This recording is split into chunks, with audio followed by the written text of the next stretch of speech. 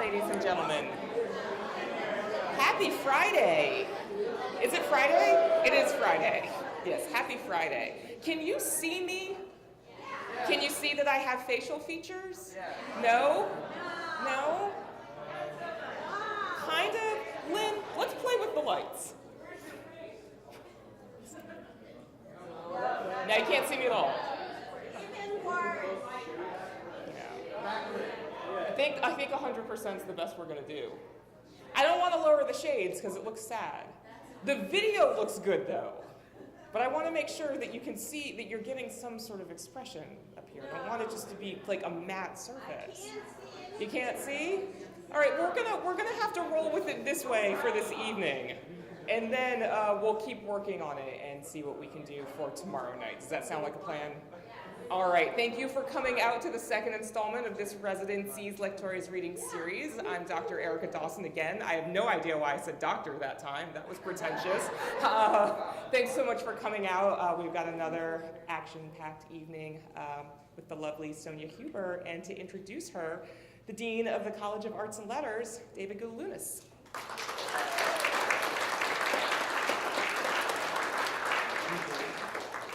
Thank you, Erica.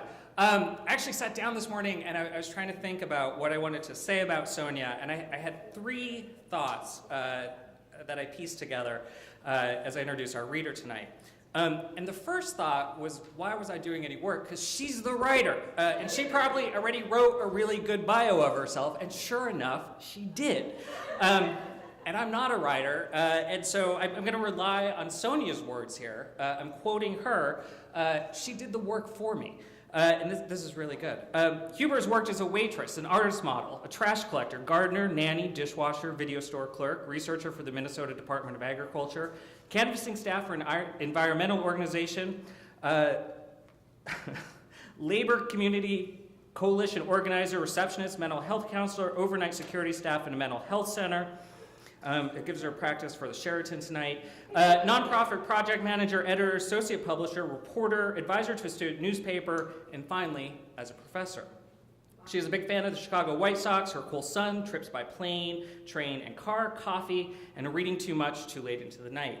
She is not so great at cooking, cleaning, video games, saying no, among many other things. She loves the work of Thurston Veblen, Limes, and thrift stores.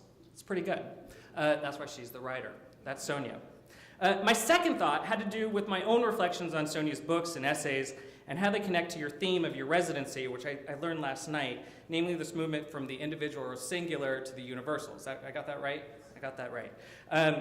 Professor Huber's work does just this in enchanting, eloquent, and oftentimes very humorous ways.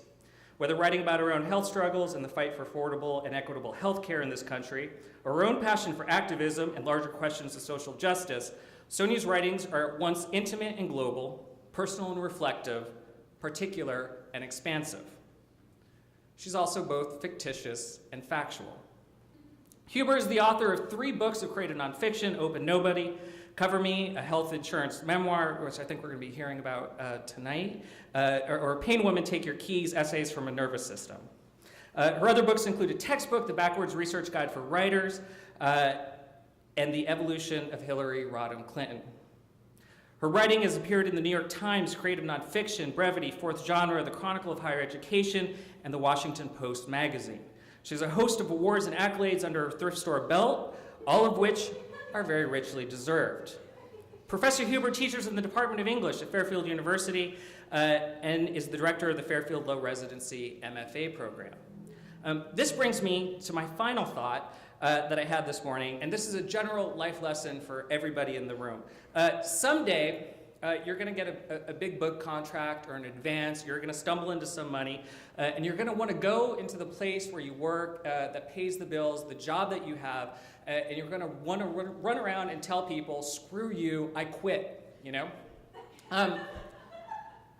Because that's what we want to do. I worked with Sonya for many years at Fairfield University, and I had that urge on my last day to run up and down the hallways and just say, I'm out of here, screw you all. But I didn't do that because that would be irresponsible and not good, and I have to say it would have made for a real awkward introduction tonight for my former colleague.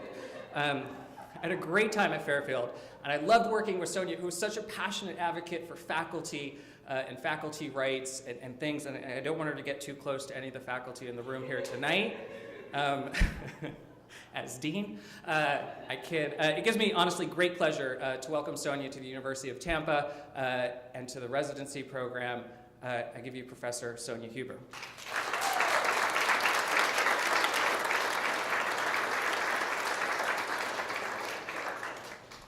Hi there. It's lovely to be here tonight.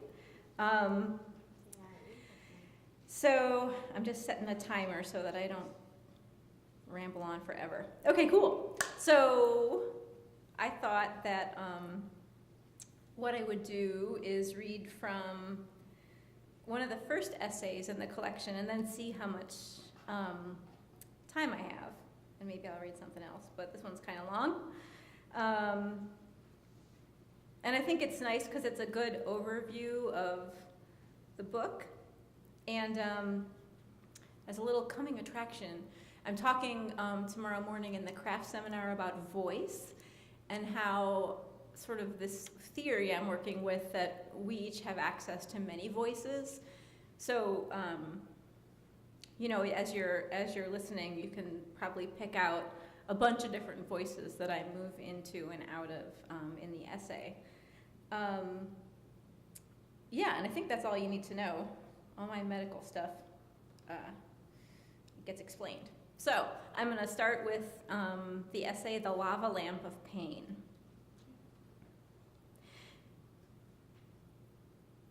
Pain moved into my body 5 years ago.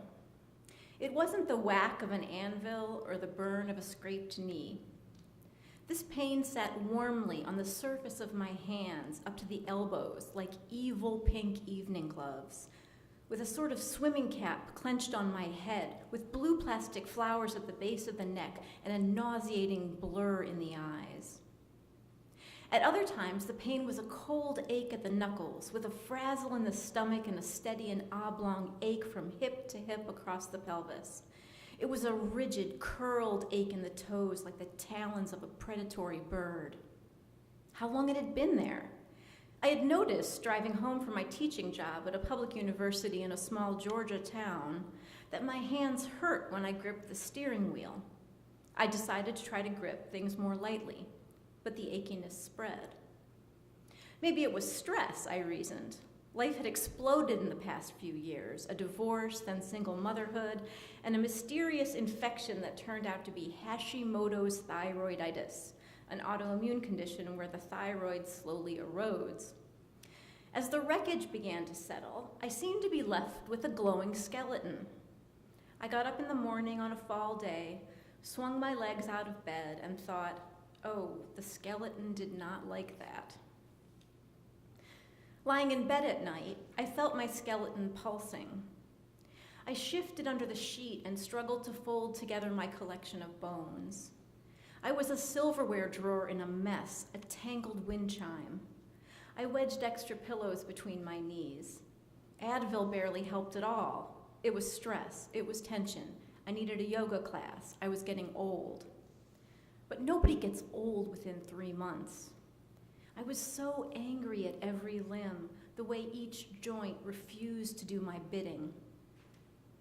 I didn't know then that I had become a lava lamp of curling, invisible storm clouds, filled with a surge of mute motion that might be its own kind of fierce beauty. I waited a few months and took more Advil. Maybe it was a bad flu or work stress. I still remember the moment sitting in my car when I realized things were seriously wrong. The pain broke through whatever container I had built for it. It was bigger. I remember taking out my cell phone and calling the doctor, saying I needed to talk to her about something. It was overcast. I drove to her office near the Chinese-Mexican buffet. She drew vials of blood and saw that there were weird things on my blood test. She sent me 2 blocks down the road to a nurse practitioner near the Big Lots, who prodded my joints and explained to me that my body was engaged in a new form of self-sabotage. I knew self-sabotage, but apparently this wasn't about apologizing too much or dating wildly unreliable men or trying to be perfect. This was actual physical erosion. I now had 2 autoimmune diseases. I was devouring myself.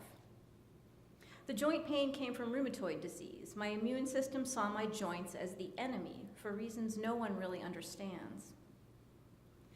She left after the physical exam so I could put on my clothes.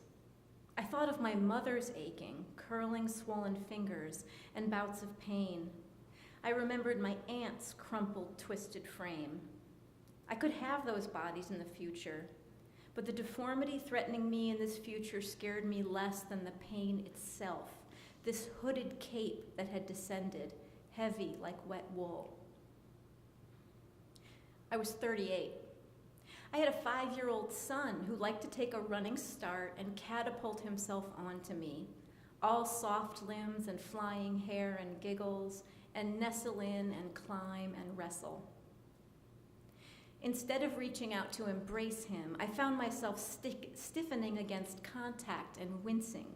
No, don't hurt mommy. I was the bitchy patient, crying after each doctor's appointment, crying with fear when they told me they didn't know what next. I was desperate to be the mommy I'd been before. I wanted to claw my way back to the body I knew. Instead, I was a slave to the sky. I noticed that an impending storm could knock me flat. The barometric pressure shifts and the Georgia humidity echoed a pressure inside me. I could feel the swelling in each pocket of synovial fluid. I couldn't think or will myself through it. On one stormy day, I dropped my son off at daycare and called in sick. I canceled conversations and meetings with my students. Lying in bed, a day destroyed, I couldn't even do sickness the way I had enjoyed in the past. I couldn't read. The words swam in front of my eyes. I downloaded podcasts and flipped through them listlessly. The only ones that helped were on Buddhism and the illusion of concrete experience. What you think is bad might not be bad. When you reject something, that rejection causes more pain than the negative experience itself. I was so whacked out with pain that everyday objects seemed to shine. Every moment, I was grateful I was still breathing. I was grateful I could fall asleep. I was grateful when the rain broke over my rental house, and in the cool air, I could get up and move a little easier. Pain is a cloud, a mist. Pain is like the weather itself. Though the wind and fronts are invisible, it can flatten a landscape. The nurse practitioner put me on a drug that was once used for chemo, strong enough to suppress my immune system. I wanted that. I wanted to do battle with myself, but the pain continued. For the pain, she gave me strong anti-inflammatories and steroids. I swallowed them gratefully at the kitchen counter each morning as I packed a lunch for my son. I felt the pain ebb and I thought, take that. I stood up straighter and felt my skeleton quiet. After a few months, the strong white pills had messed with my liver and my guts. Lumps showed up in my inflamed liver, and red numbers showed up on worrisome blood tests. I'm told the damage will not be permanent, but the disease itself has the potential to attack my organs, my tendons, and other vital systems. I met a new friend named Tramadol, an opioid that I always took as prescribed. I began to look forward to the times during the day when I could take my next dose. I still have a clear memory of opening up the pill case in my purse and seeing the little pointed ovals there, resting like smiles. I'd scoop them out with a finger, swallow with a glass of water, and return for a few hours to the body I remembered. I had moments where my body could be loose. I chased my son, fell back on the couch in laughter, and I loved my quiet skeleton. The pain pills created an illusion. That pre-sickness body was dead, but I didn't know it. In place of that quiet physical body, I would have to adapt to a noisy one, a body with the city buzz of pain always in the background, a chatty, zinging body echoing with the sounds of 1,000-signal radio buzz jackhammer, snatches of an infomercial, baby crying, Vincent Price ghoulish laugh violin cymbals. This body sang with touches of a strange symphony and an alien melody I strained to understand. Audre Lorde describes pain as visiting her, bringing all of its kinfolk, and I understood, hosting that various prickly crowd. She writes, not that any one of them was overwhelming, but just that all in concert or even in small repertory groups, they were excruciating. The noise of pain, the surge of weather pain crept in, wearing a heavy cloak, even with the tramadol.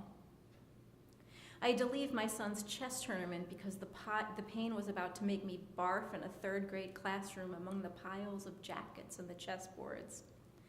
I lost days lying in bed, trying to work, worrying about losing work, losing money, losing my ability to support myself and him. My nurse practitioner had given me a prescription for strong drugs to slow down and dampen my immune system, but I wanted the whole disease and its pain erased. I wanted the new neutron bombs I'd seen on upbeat drug commercials, where people with rheumatoid disease cavorted in sunlit meadows. I wanted every dangerous pharmaceutical those companies had to offer. I wanted back each day of my present life. I wanted my hours not to be soaked in this new substance, this jagged, strange, distracting heat. I needed more than a nurse practitioner, so I shopped for specialists and made appointments. I drove long distances to see them. Dr. A told me I had very flexible joints. Dr. B told me I was a young, attractive professor who looked great, so I had nothing to worry about. He went to get a pamphlet, and I stood up and walked out, quivering with rage. A year into my pain adventure, I had not yet learned that the word pain is contained within patience. I was livid and panicked with the losses that had accrued. I started having problems walking. My left hip felt like it was grinding against itself. In desperation, I drove to the local pharmacy and stood in front of the rack of canes in the corner, near the bedpans and boxes of gauze. I lifted up a cane decorated with gaudy purple and orange passion flowers. I set its rubber tip down on the ground with dread. I didn't want to be a slow, three-legged girl with metal tubing. I took a step and leaned my weight on the cane. Pressure eased. I could walk with a bit more balance. I leaned on the cane and walked up to the register. I paid for the cane and clomped with it out to the car. I flung it onto the passenger seat and cried. The cane, however, made my pain suddenly real to friends, neighbors, and colleagues. Some of them stood stock still as I approached. They stared, understanding something communicated by a length of metal tubing that all my words had failed to say. They asked how I was doing in the grocery store parking lot or on a walkway near the English building, and I watched as their eyes squinted slightly in fear. The reptilian part of their brains hissed and said, "Danger, back away." Pain is the world's most dangerous criminal, death's sidekick. When the Grim Reaper shuffles in, what we fear most is not the shroud, but the sharp scythe he carries, the ouch before the silence. It's hard to confess pain because other people feel it or imagine it. Then they want to solve it. They will tell you the same solutions over and over. Have you tried yoga? I had an aunt. They are desperate for the answer to the unanswerable, just like me. Dr. C was a golden opportunity, a specialist at a fancy university medical center. He would cure me, I knew it. I got in my car in the Georgia heat and drove along 4 highways and across 1 state line. Maybe it was the distance that let me hope I was making a pilgrimage, that each mile brought me closer to relief and to recovering the body and the self I used to be. I imagined that maybe when I got there, I would nail my cane on a wall next to crutches in a grotto with a virgin statue weeping real tears. I went inside a sterile white room and recited my list of meds to the doctor. He was busy and important and had a resident with him who watched him in adoration. He cocked an eyebrow and said, "You're on a lot of pain pills." He implied that I was a med seeker, someone bluffing symptoms to get prescriptions for pain meds for fun or to feed an addiction. I stared at him open-mouthed. In a panic, I began to play meek because I had already learned that a doctor's story could block the way to help. Instead of too young or too attractive, I was now needy and addicted. My chest tightened, pulse racing. My voice shook as I told him I was only following the orders of another doctor. I wanted to tell him this was the only power I had left, to follow instructions from people who were supposed to know how to fix this. He told me there were vague indicators of the disease, but no screaming diagnosis that would lead to more serious treatments. Those serious treatments, it would turn out, were also not a cure. But at the time, I wanted magic and remission. To know more, we would need an MRI. I nodded, glad to accumulate evidence. A phone call, however, confirmed that my insurance wouldn't cover the test. So the specialist sent me back to my regular doctor and wished me luck. I went outside and stood next to my car in the parking lot of the medical center in South Carolina, and I screamed and I swore. I screamed with a desperation that made my throat hoarse. I made a scene, and I screamed again with my wet face to the sky.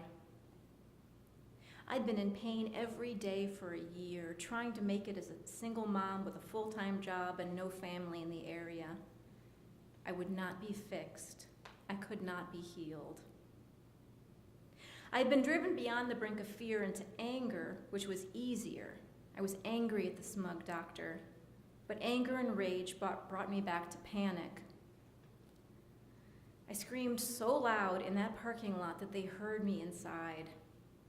Someone in that building called my doctor back in my hometown and reported me as a bad patient, a crazy patient, someone who couldn't play by the rules of decorum because I was making a scene in their parking lot with my grief and my rage over this pain I couldn't handle, over the pain of my lost life.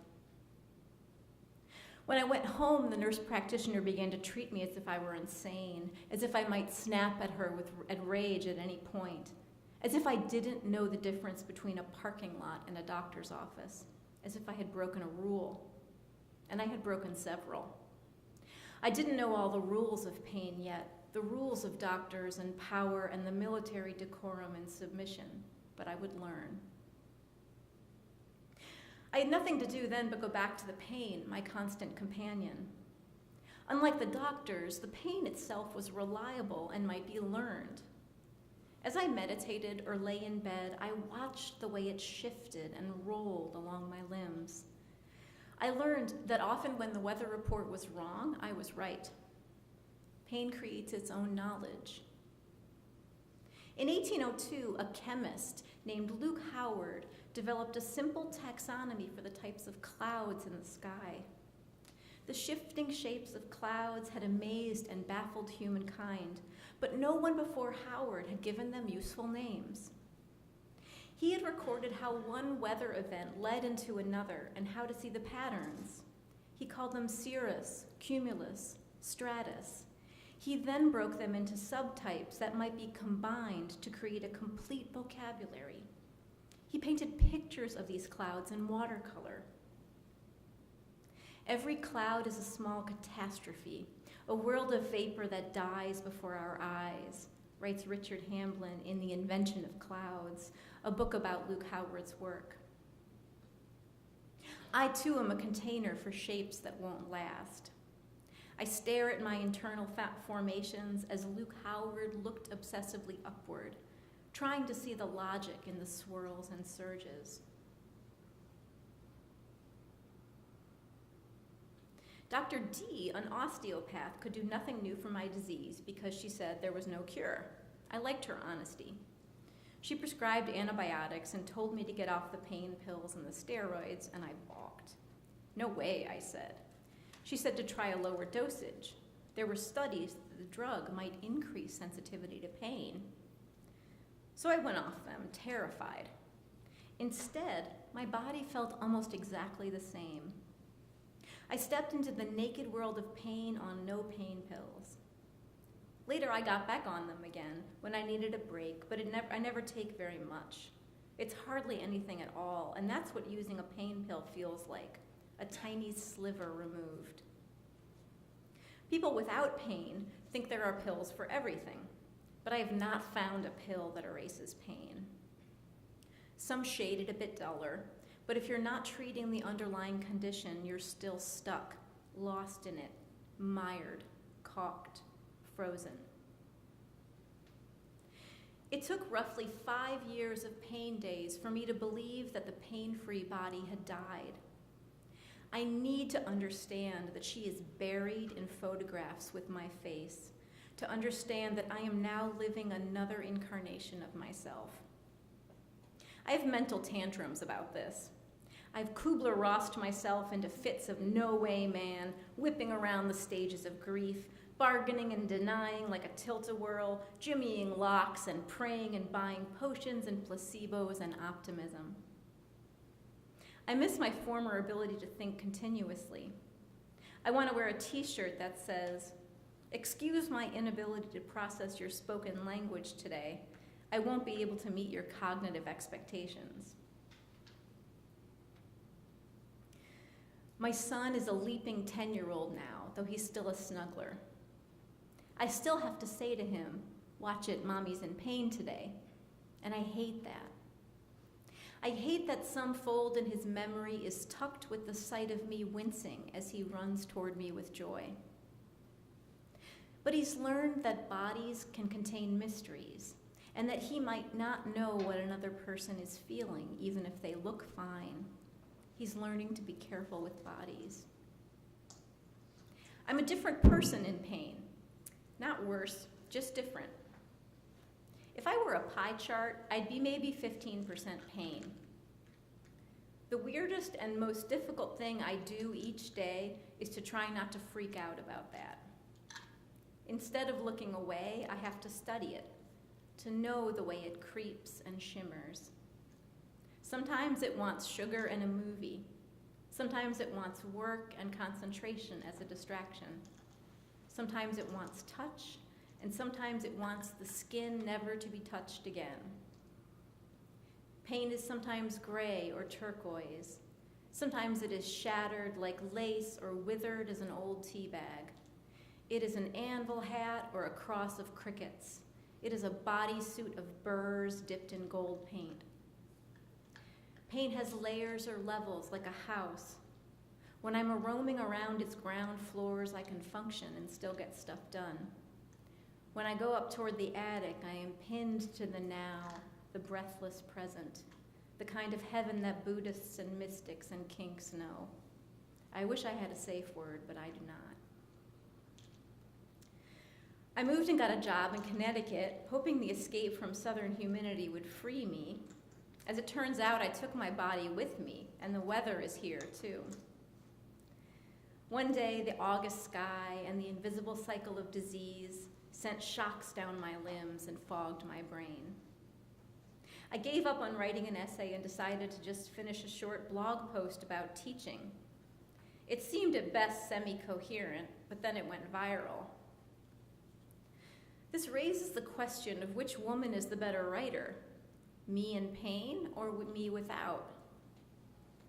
The pain woman speaks in a pared-down voice. She is a dreamy laser. You can't tell her a single thing. She has room for only one emergency. She has to creep slowly and hold on to the backs of chairs as she moves, but she has a strange superpower. She cares more about the vulnerable, soft flesh of everyone than my normal, busy, pre-pain self. She aches in slow motion for everyone's crumbling life. She sees dead bodies wrapped in skin, sees the present moment as death in reverse.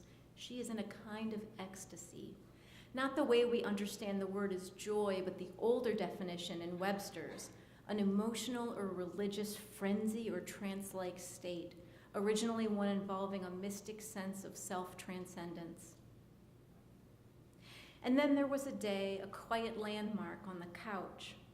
The first day that I realized I wasn't depressed because I was in pain. I realized my mood could separate from the bad news broadcast by my nerves. I was okay here, in terrible pain, but alive and watching it. Later tonight, I'll get depressed because I have lesson plans to do, and I want to be more than this ecstatic, shattered, staring beast looking at the swirls. But for now, I see swirls, and I feel the weather in my bones. And I am two bodies, and one is the history of me. And the other is a lava lamp ghost girl with a new voice I have to listen to. No more than listen to. She wants the keyboard, and she doesn't care about the life I had before she was born. Thank you.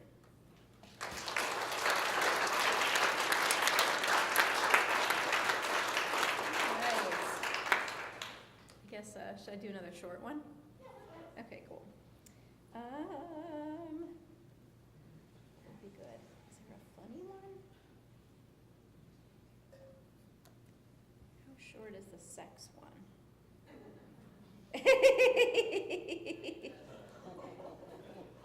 All right, I'll do portions of the sex one, and I'll see how. I just have to say, first of all, my props to my husband, Cliff. He has been in 3 different publications about my sex life and chronic pain, and he does not care at all. He's like, great, go ahead. So, yay for Cliff. Okay, so this is a pain sex Anti Manifesto. My husband and I sat in our car in the parking lot of a sushi restaurant in North Carolina, making notes on the chronology of our sex life. We had 5 days left of a lazy week at a beach rental with his family. That morning, instead of writing, I clicked over to Facebook and found a call for a sex issue of a high-profile women's magazine. I dashed off an email to the editor with a thumbnail sketch of my sex trouble. I didn't think I'd hear anything back because our story doesn't have the redemptive arc of a happy ending. My husband and I had enjoyed a 1.5 years of wild and crazy dating sex before I got sick with rheumatoid arthritis.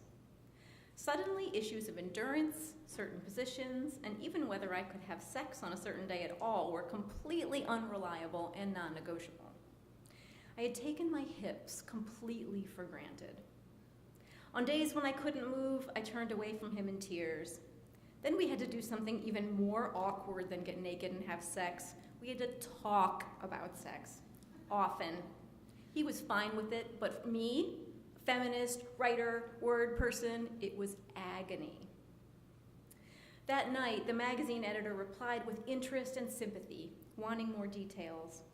And then I was mortified. Byline avarice and ambition had made me throw my gauntlet down, way beyond my comfort level. I walked into the bedroom, where Cliff was sprawled on the bed reading a presidential biography. So this big magazine might want this article about our sex lives, I said. My memoirish proclivities had now pushed my husband into the awful situation of potential public exhibitionism for the sake of my writing. I felt like a gambling addict having to come clean about a major loss, confessing the way I'd put the family in jeopardy. And this subject was so painful. Why exactly did I want to expose the nerve, not to mention various other organs, to strangers? He looked up from his book. Cool, he said. That's great, babe. He was so awesome, and I was so metaphorically screwed. I moaned. The normal part of my personality, shy if you can believe it, a little bit of a vanilla prude, was enraged at the writer, attention whore, daredevil. Oh my God, I said, it's sex. What was I thinking? We excused ourselves from the family to have a private dinner talk down. Just make a list, he said. He was right, I needed narrative. A timeline and bullet points would help me make sense of it. Okay, this gets really detailed. We give a list of the workarounds. Yeah. Okay. So then we're flashing forward through the worst sexual workarounds. To the point where I had, sort of decided that my solution to this was just to not have sex with my husband. That was a low point. My husband broached the subject, and we began going to a counselor to really talk about sex. I ended up crying a lot, not because I was sad, but because I was so mortified that we were talking about a problem that I had somehow caused. On one level, my agony and embarrassment shocked me, as I had considered myself a liberated and open-minded person. The truth was that I was open-minded about other people's lives, but not about my own. I was so angry I had to have sex at all when my body hurt.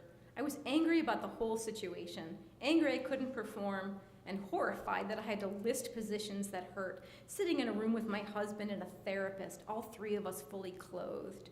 It felt like the least fun threesome ever. Counseling visits and awkward homework assignments, look deeply into each other's eyes, didn't magically solve things.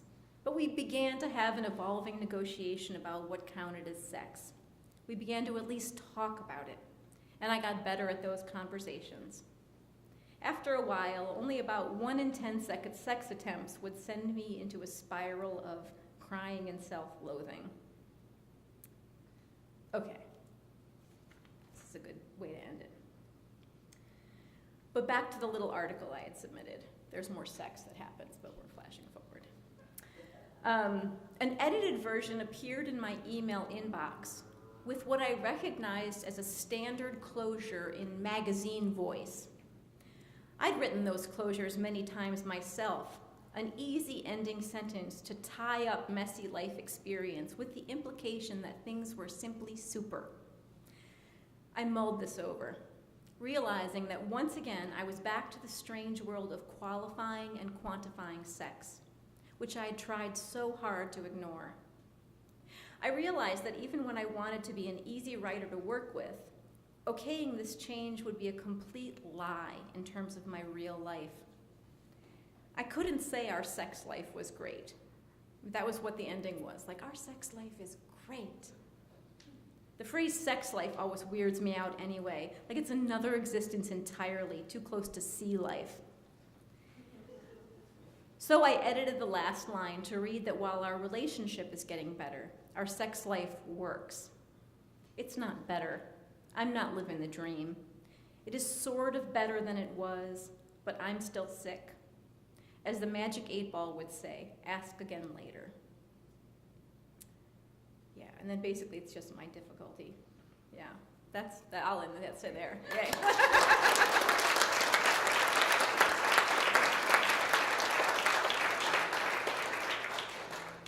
Thank you so much, Sonya. I was sort of scared to open it up for questions given the contents of that and the parts that she skipped over, though the students already know those parts. I'm totally fine. Any questions for Sonya? We'll go to the page and say it's a little safer.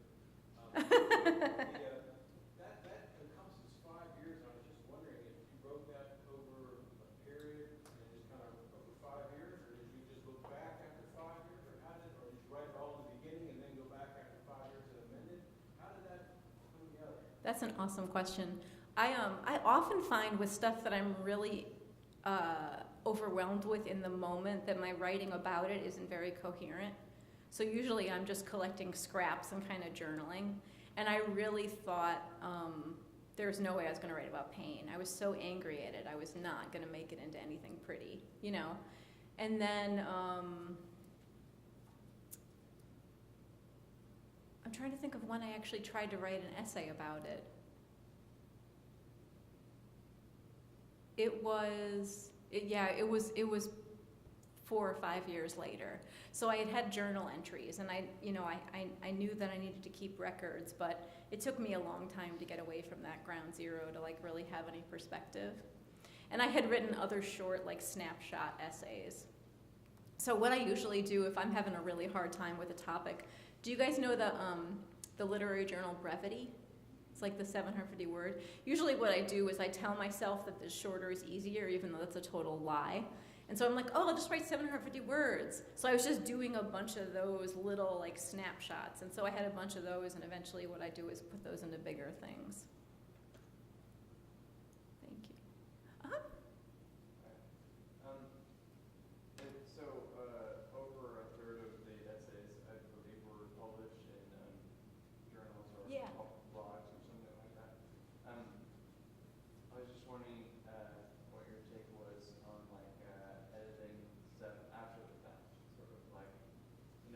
sort of a practical thing.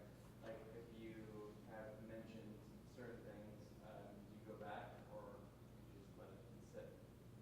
Oh, you mean like if, like for example, if stuff is repeated or whatnot? Toward arthritis or something like that, like if that's, because obviously you have to give the context for where you're at. Right, right. With this one, and it's sort of hard too, because you know that if stuff is included in a book, that sometimes people who teach from it just want to use an essay. Right. So I was sort of torn between like, do I make this sort of a memoirish thing, or do I leave things freestanding? And so I think I just sort of did, 6 in one, half dozen of the other. So I did leave some of those signposts in case people wanted to just even not read in order, because I realized that it's kind of a difficult book, and so it's nice to sort of go in and then take a breather. And so yeah, but I think, now, after I publish a book, I'm always really annoyed at it because I see all the things I wish I could change. And that's one of the things that annoys me, is that there's more repetition than I think is like good. Yeah, So once you look back on it. Yeah. it's like always painful, but it's in type, there it is. Kinda sucks, yeah. Yeah, it's awful, yeah. Yeah. Uh-huh. The circumstances surrounding the Hillary book, how it came to exist, and the fact that there was another book assigned simultaneously, it was Opa who wrote the other, but Yeah. I wonder if we would just talk about that, because just as an anecdote of small press publishing, the students might find that interesting, how that book came to Oh, fruition. sure. So When your reference being described, that would stuck out. totally. So there's a small press in London that was looking for a human being with a uterus, I suppose, to write a book about Hillary Clinton from the U.S. perspective. And my friend Okla Elliott, who has passed away, was writing a book about Bernie Sanders, and they needed someone to write about Hillary. And so he asked me, and I said no. And then, because I really had no interest at the time. I had voted for Bernie, and then I just was like, I'm not an expert on this. And then I slept on it and was like, don't be a weenie. Like, go out there and try to do it, So I wanted the challenge. And also, I decided that I was going to proceed as an essayist, right? And so an essayist embraces not knowing things and sort of exposes the learning process itself in the book. So that was going to be like the narrative journey of the book, is like me and Hillary, And so basically what I did is they had a really ridiculous turnaround.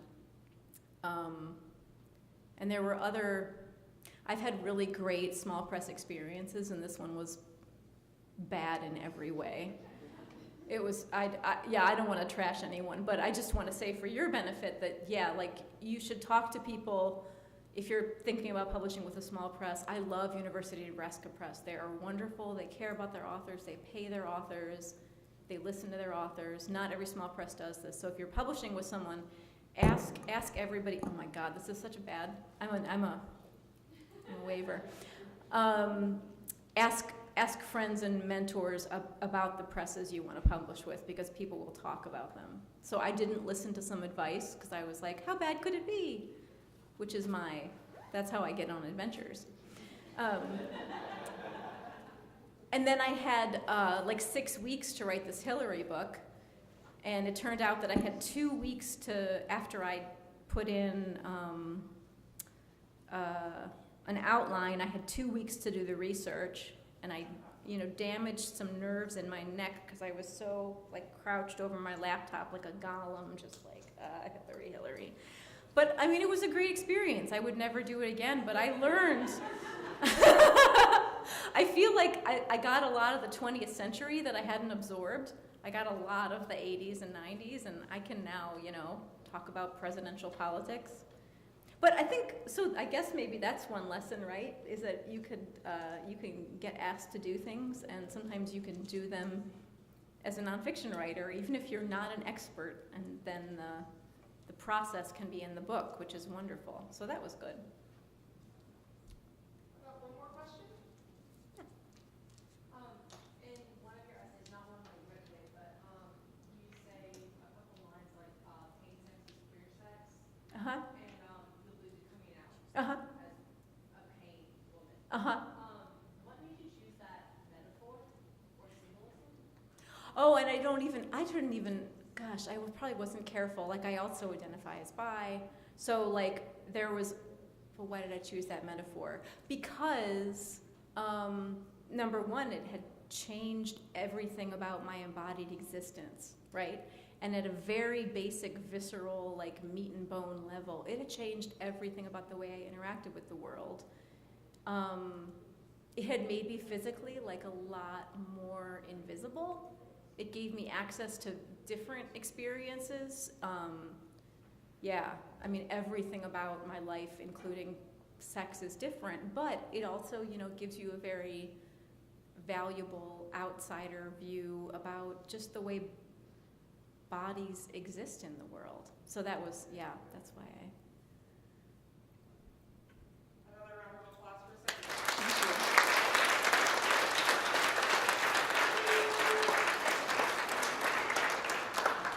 You guys know how my brain works by now. I was sitting there listening to David's introduction for Sonya, and thinking about what she was saying about talking about voice and multiple voices that we have, and then thinking about Kazem's reading last night and the way he was weaving together these sort of contemporary and historical narratives. And I was like, okay, so Jeff Parker and Sonya Huber both lived in Columbus, Ohio. I moved to Columbus, Ohio. Jeff Parker left. I moved to Tampa. Jeff Parker got a job at the University of Tampa. Sonya moved to Connecticut. David Gudelunas was there. David Gudelunas came to Tampa. Like, what kind of amazingness is that? And then all of you guys are here with us tonight, and I just think that's a real awesome moment, and we should appreciate it. So I hope to see you tomorrow night, 7:30, same time, same place, with better lighting, for Don Morrill and Karina Valianatos. Have a good night.